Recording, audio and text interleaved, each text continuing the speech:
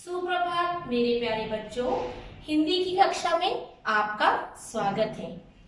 आज हम हिंदी व्याकरण का पाठ 14 कारक पढ़ेंगे। सर्वप्रथम हम पहले परिभाषा को जान लेते हैं।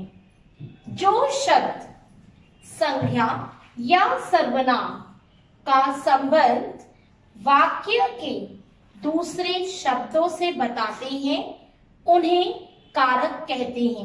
अर्थात जो शब्द हमें संज्ञा या सर्वनाम का संबंध वाक्य के दूसरे शब्दों से बताने में मदद करते हैं उन शब्दों को हम कारक शब्द कहते हैं। आइए एक उदाहरण द्वारा इसे जानते हैं। देखिए, माताजी बच्चों उपहार दिया। यहाँ आपने देखा वाक्य में वो क्या बताना चाहता है वो हमें अच्छे से ज्ञात नहीं हुआ। यहाँ हम देख रहे हैं कि कुछ चिन्ह, कुछ विभक्तियां गायब है। तो आइए मैम वाक्य को दोबारा से पढ़ती हैं। माताजी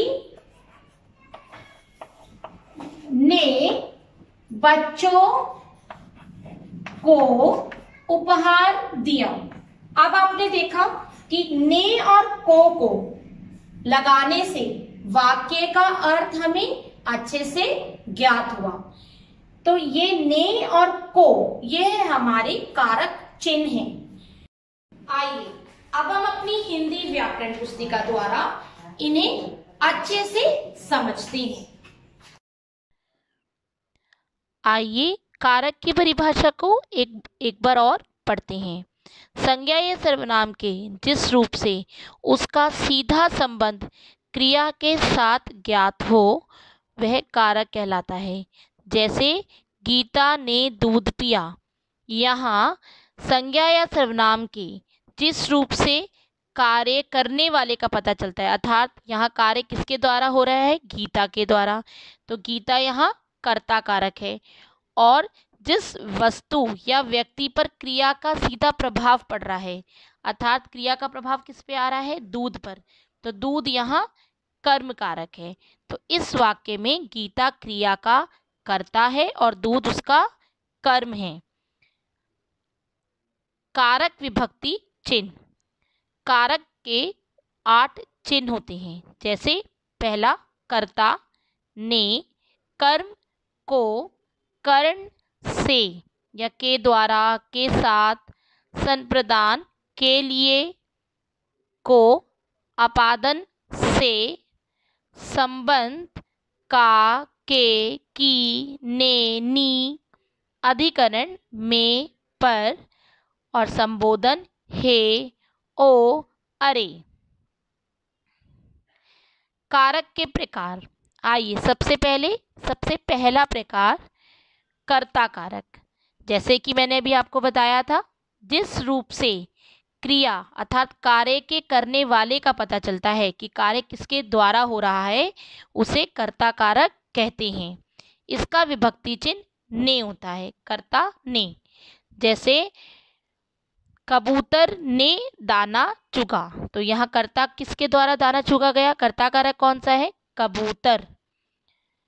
उसी प्रकार बालक ने बांसुरी बजाई। तो यहाँ पे बांसुरी किसके द्वारा बजाई गई? बालक के द्वारा। तो यहाँ बालक क्या है? कर्ता कारक। तो कर्ता कारक जिसके द्वारा कार्य के होने का पता चले। कर्म कारक। क्रिया के कार्य का फल जिस पर पड़ता है, अर्थात जिस पर क्रिया का सीधा प्रभाव पड़ता है, वह कर्म कारक कहलाता है। और इसका विभक्ति चिन्ह है को। जैसे तोता अमरूद खाता है। तो यहाँ पर कर्म कारक क्या है? अमरूद।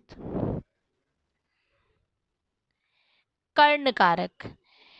संज्ञा आदि शब्दों के जिस रूप से क्रिया के करने के साधन का बोध हो, अर्थात क्रिया को करने में किस साधन की सहायता ली गई है, उसे कर्ण कारक कहते हैं।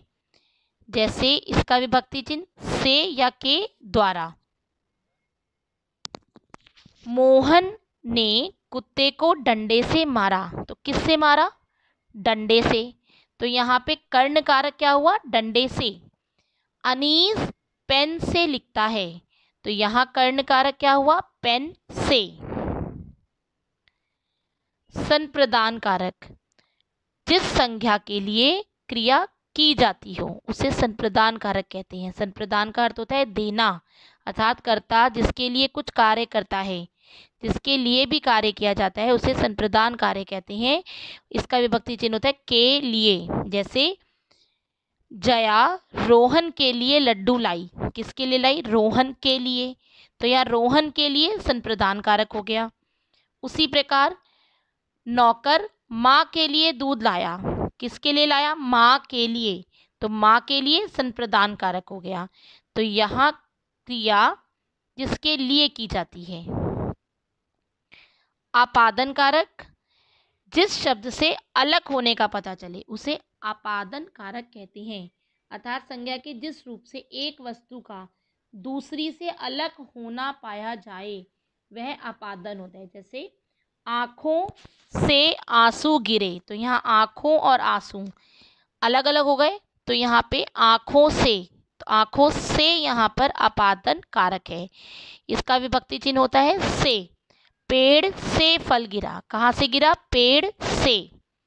मोहन दीवार से गिरा, कहाँ से गिरा? दीवार से। तो यह वस्तु का दूसरी से अलग होना पाया गया, तो यह है आपादन कारक।